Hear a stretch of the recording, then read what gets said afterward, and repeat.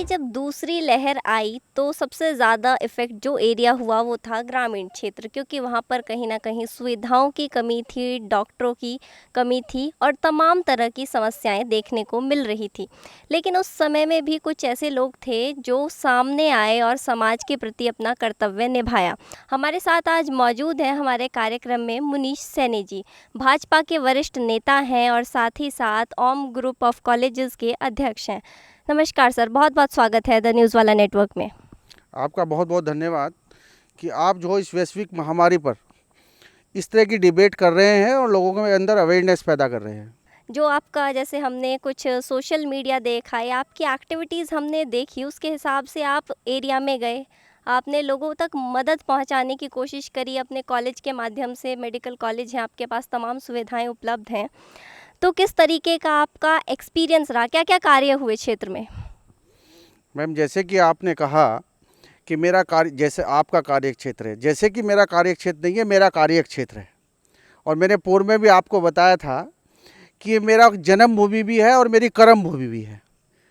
जो आप अक्षेत्र की बात कर रहे हैं तो मैं सभी अक्षेत्र में, पूरे अक्षेत्र में, खाली कलियर विधानसभा में नहीं, जितने भी आसपास के अक्षेत्र हैं, जितने भी गांव पड़ते हैं, कुछ गांव हमारे जौलापुर विधानसभा में आते हैं, कुछ कलियर विधानसभा में आते हैं, कुछ हमारे जो रानीपुर विधानसभा में आते हैं, कुछ हमारे जो मंगलौर विधान। ऐसा नहीं है मैं खाली कलियर क्षेत्र, जितने भी मेरे आसपास के गांव थे उन्हीं सब गांव में जाके जो भी समाज सेवा मेरे थ्रू और इस वैश्विक महामारी में कार्य किया जा सकता था वो कार्य मेरे द्वारा किया गया है। कलियर विधानसभा क्षेत्र की बात आती है, भारतीय जनता पार्टी वहां पर ऑपोजिशन में है। आपने टिप्पणी करने से मना किया है कि आप किसी जनप्रतिनिधि पे टिप्पणी नहीं करेंगे। लेकिन सर एक बात बताइए, अगर सरकार अच्छा काम कर रही थी, वहाँ के जनप्रतिनिधि बहुत अच्छा कार्य कर रहे थे, तो आपको जाने की क्या ज़रूरत पड़ गई वहाँ पर? आप समझ सकते हैं कि वैश्विक महामारी आई है और वैश्विक महामारी के अंदर अगर हम लोगों का जो स्वास्थ्य का जितना भी सिस्टम था वो सिस्टम अगर हमारा 12%, 13% या 15% था और वो एकदम अगर 80% पर पहुँच जाए तो उसको ठीक करने के लिए, तो जैसे कि आपने हमारा बोला, तो हमारी सरकार तो कटिबद्ध है काम करने के लिए। और मैं पहले भी आपसे बता चुका हूँ कि हम लोगों का नारा ये है कि सबका साथ सबका विकास।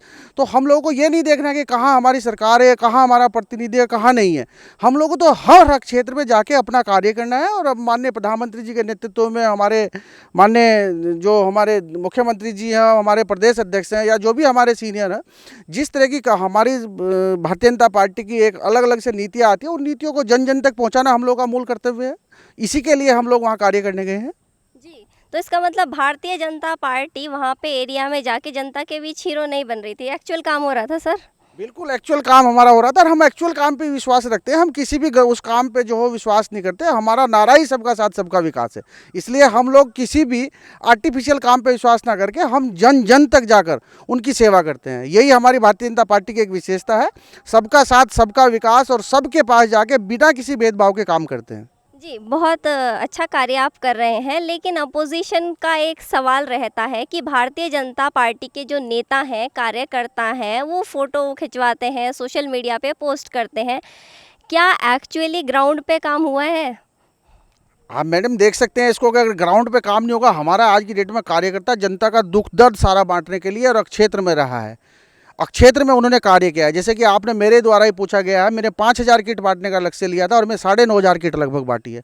अभी मेरे द्वारा प्रत्येक गांव को चिन्हित कर कर उसके एक एक घर के अंदर जो हम लोग सैनिटाइजर का काम और बाकी वो काम जो हम धरातल पे काम करना पसंद करते हैं, हम बंद एसी में बैठ के, हमारी पार्टी की प्रणाली नहीं है कि हम काम करें, हम वो काम करते हैं जो धरातल पर दिखाई दे और वास्तविकता हो जिसकी। अच्छी बात है, लेकिन आपको डर नहीं लगता कि अगर आपको कोरोना हो गया, भगवान ना करे ऐसा हो, ले तो फिर क्या होगा? फिर ये काम कौन करेगा? कौन इसे आगे बढ़ाएगा?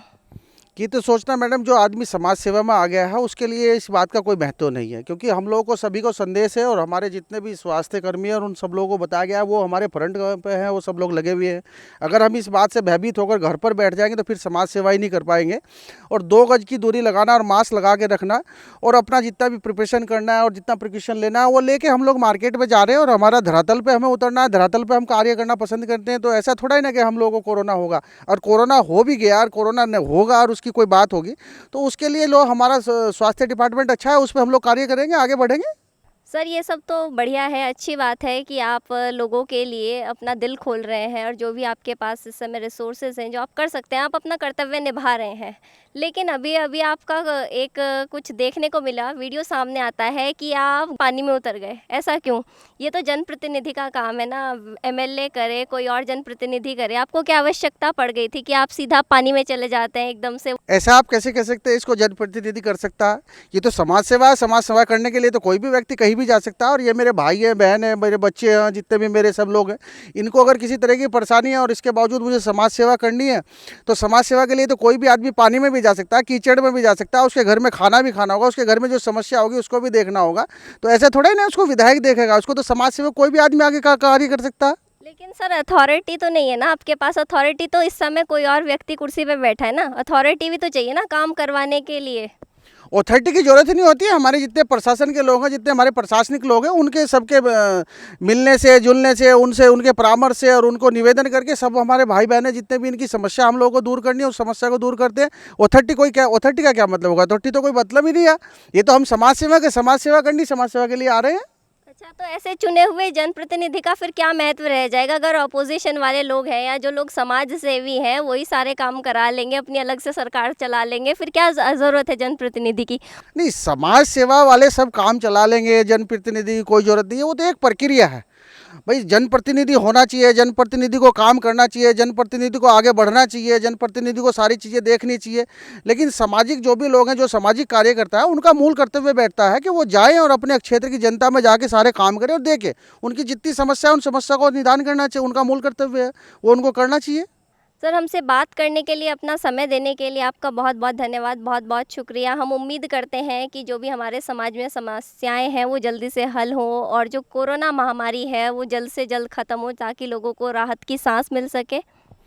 बहुत बहुत धन्यवाद आपका। और हम भी यही चाहते हैं कि सब लोग स्वस्थ रहें, अच्छे रहें, सुरक्षित रहें। जय हिंद, जय भारत। तो दोस्तों ये हमारे साथ मौजूद थे भाजपा के वरिष्ठ नेता मुनीश सैनी जी। बेबाक अंदाज में अपनी बात रखी, अपनी विचारधारा हमको बताई। आज के लिए, अभी के लिए इतना ही। इसी तरह की तमाम खबरों के लिए तमाम लोगों से आपका परिचय कराते रहेंगे, हमारा वादा है। देखते रहिए द न्यूज़ वाला नेटवर्क। धन्यवाद।